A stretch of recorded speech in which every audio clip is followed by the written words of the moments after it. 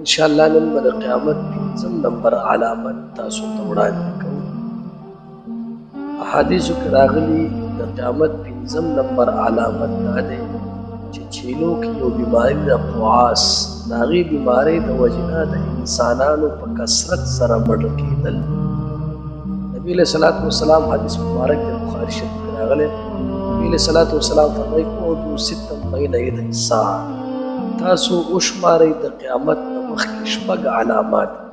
په هغې کې یو موتي زما مرګ، دویم ثم فتح بیت المقدس، د بیت المقدس فتح کېدل، بیا ثم موتانو، بیا به مرګونه په تاسو کې راخواره شي که قعاس الغنمي، په شان د چیلو د قواس د بیمارۍ په شان.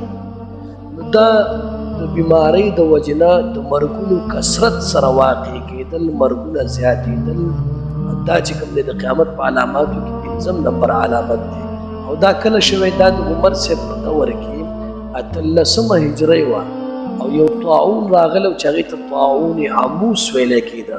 دا داسې طاعون چې په دې ترخ کې به واړه واړه دانې راتله سره سره، بیا به دا بدن کې خواره کېده او بیا به د هغې د وجې نه یو قسمه تکلیف او سوځی به کېده، د هغې د وجې نه به خلک مړه کېده. نو ما ملا علي قاري رحمت الله علیه د خپل کتاب مرقات کې فرمایلی دي، 70,000 کسان د دې بیمارۍ د وجې نه په 3 ورځو کې مړه شوي.